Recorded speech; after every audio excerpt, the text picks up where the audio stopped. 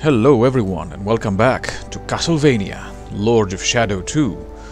Last time we saw Gabriel emerge from his weakened state and get briefed by Zubik about the, imminent return of Satan, who wants revenge on both Gabriel and Zubik for their betrayal, rather his humiliation at their hands, to be more precise. It's not exactly clear how Zubik survived, but okay. Zubik indeed seems to have thrived in the years since. He seems to, have acquired a very nice taste in clothing. But that's neither here nor there. Before we move on, let's check out the lore about the Belmont lineage for starters. And our main hero himself, Dracula. Not even his descendants, the Belmonts, nor the innumerable army of the Brotherhood of Light have even come close to annihilating him. He is Dracula, the dragon, an immortal being whose cursed soul is condemned to remain trapped in the body of the vampire, bound to his castle for eternity. From the beginning, the unbearable yearning for revenge has driven him along the path of fire and destruction, a path of infinite suffering and despair, a road that he would now like to leave behind.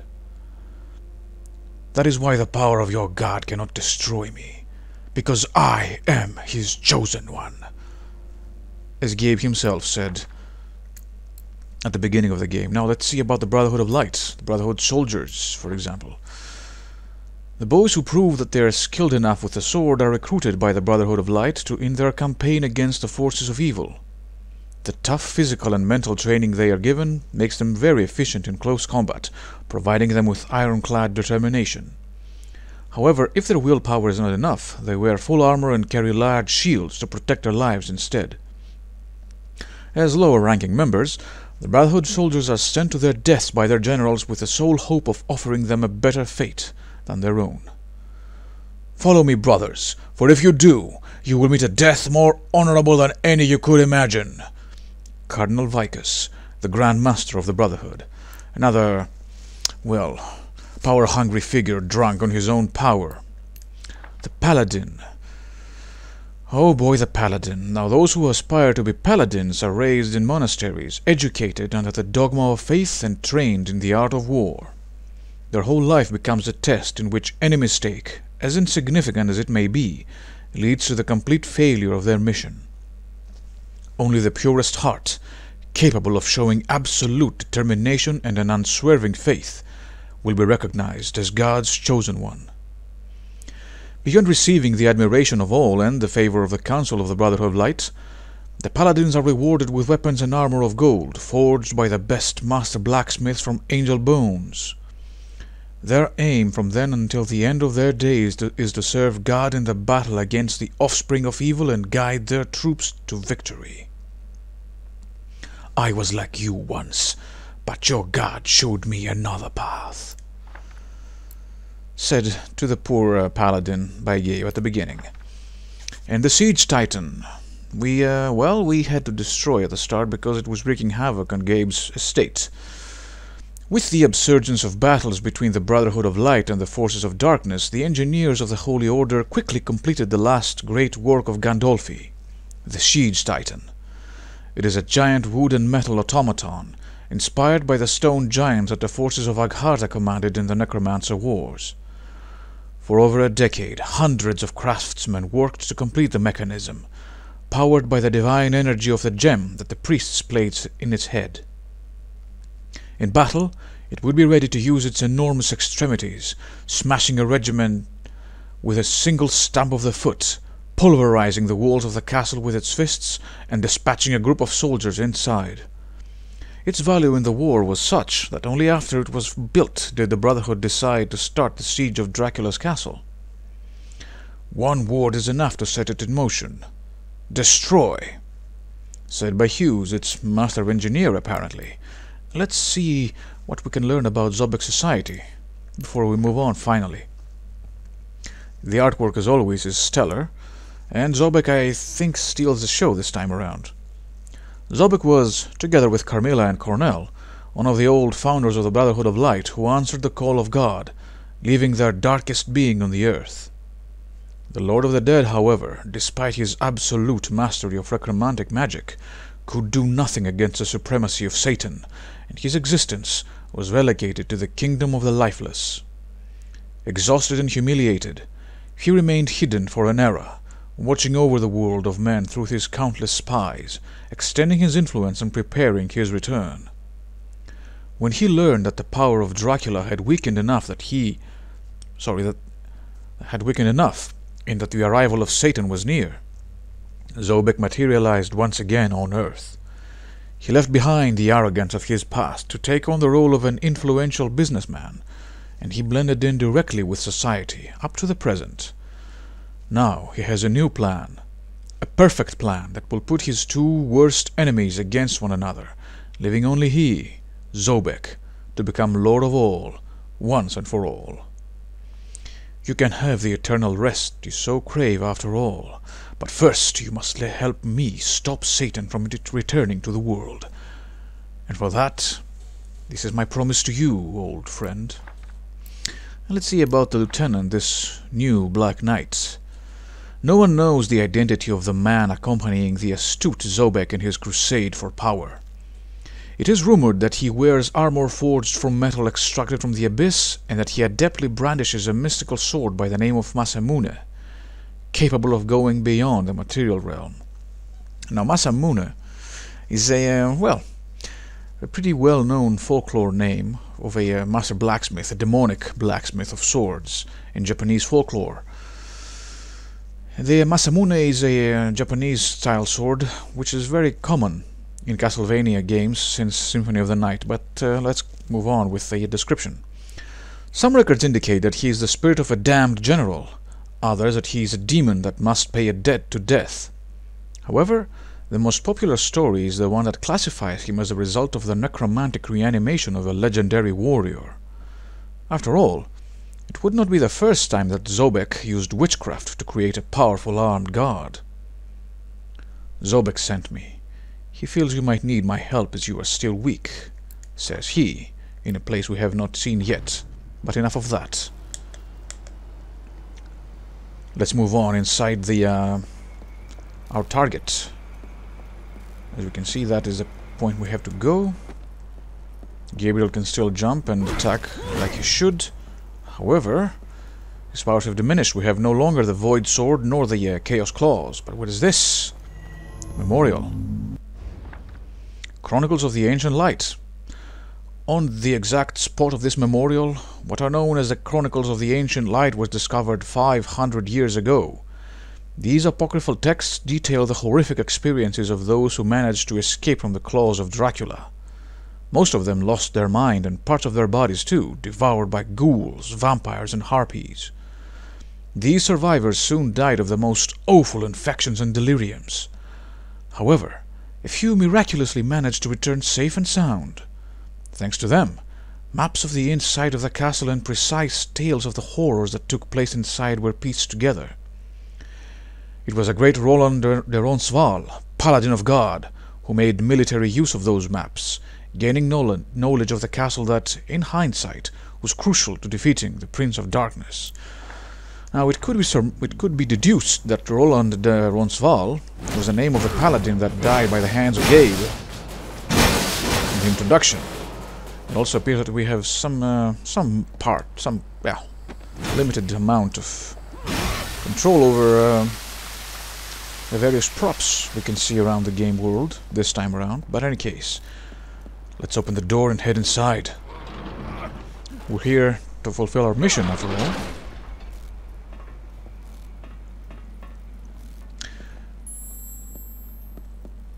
Aha! Shadow daggers, then. New abilities?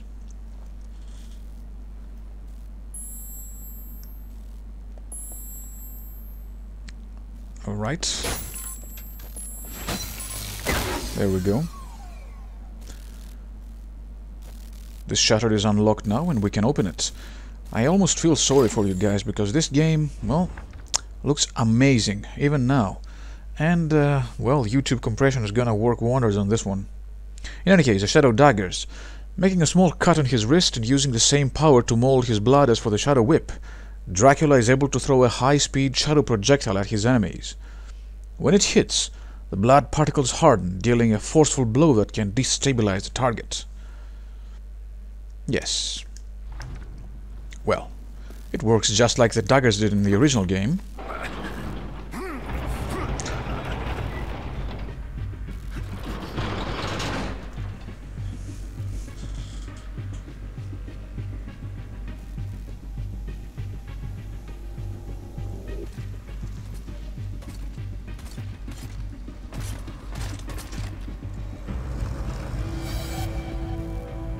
I sense the presence of a Golgoth guard. You are no match for this enemy. Hide.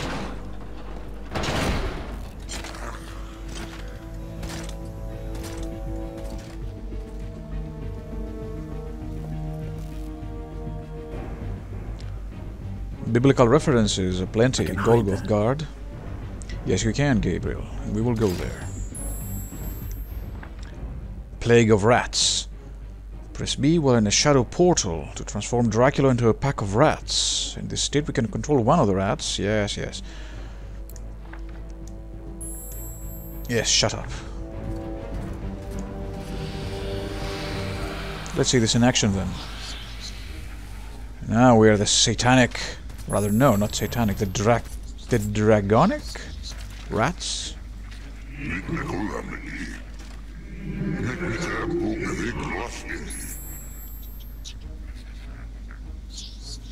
Alright. Now. It's a good idea to avoid this guy. Because if we don't, he's gonna smash us. Like so. Alright. Now, what can we do? Use the unguarded dark area to recover your appearance. Thank you, Zubik. That was useful.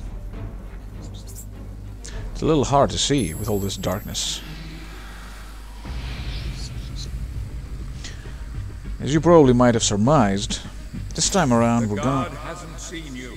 Get close to him and use your power of possession, if you remember how to use it. As you probably can surmise, this time around stealth plays a much larger role in the proceedings. As you can see, Dracula can now possess an unaware enemy by pressing the B button behind them. This power is especially useful to go unnoticed during infiltrations. Alright. Let's try it.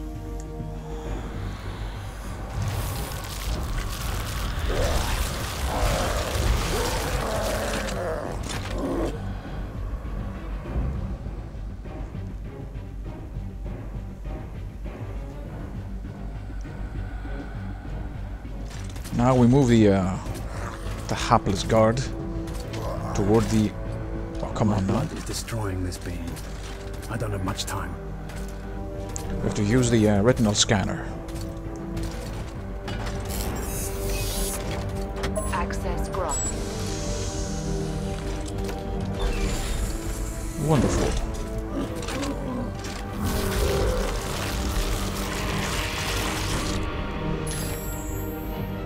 As you can see, don't expect any kind of, you know, emergent gameplay. We have to solve these kinds of segments of the game the way the developers intended. Okay, the army of Satan, Golgoth Guard. Cultivated and raised in laboratories, the Golgoths can be considered the link that connects man and machine in the evolutionary chain. Their cloned bodies have been genetically altered to grow much more quickly and larger than a normal human being. Their minds, on the other hand, have not had time to develop.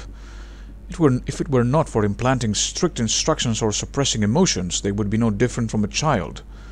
Their sole aim is to defend Bioquimek from intruders, and for that purpose, they are equipped with indestructible armor and an enormous grenade launcher, courtesy of the military corporation.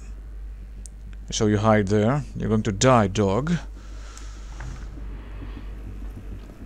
I wonder if I can break those things. Over here, and if there is anything hiding. Oh, there we go. There is indeed. Okay, time to move on.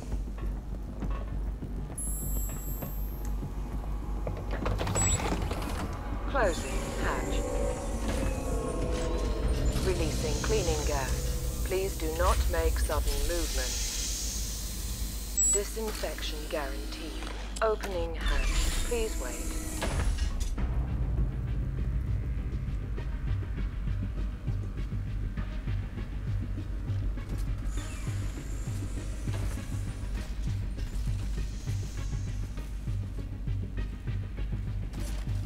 So as you can see, we need to get to that staircase. However, the question is how?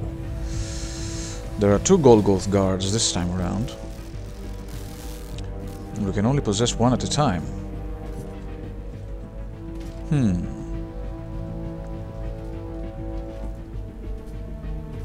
Plus, when Gabriel... Aha!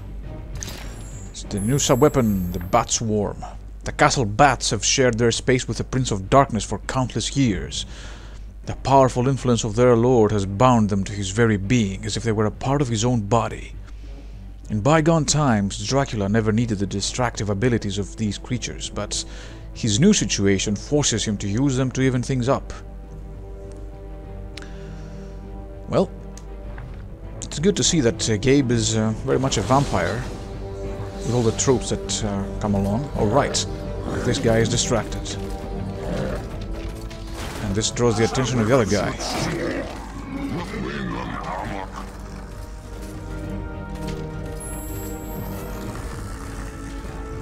So as you can see, we need to distract the other guard, as the game tells us itself.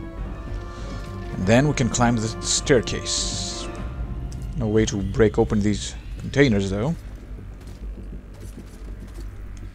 There we go.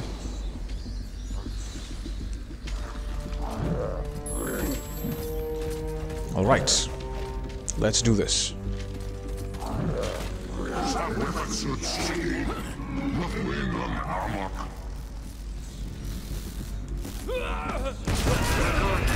But if you fail, you die like a bitch.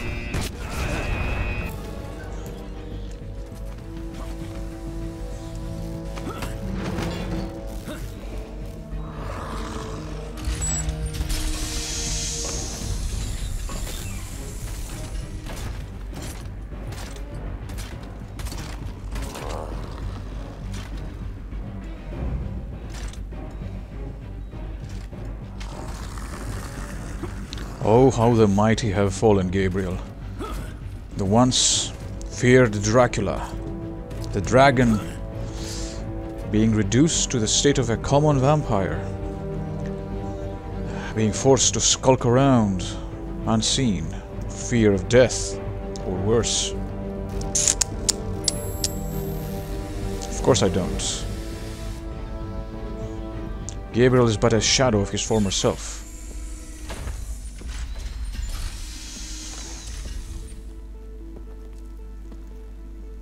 Who are you? Follow me if you wish to recover your sword. Alright, that is interesting. Who's this little kid, and what is he doing in here?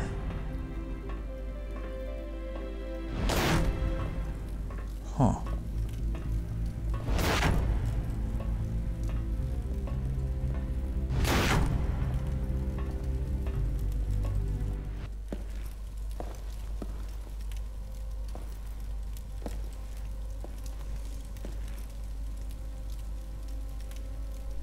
What kind of miracle is this?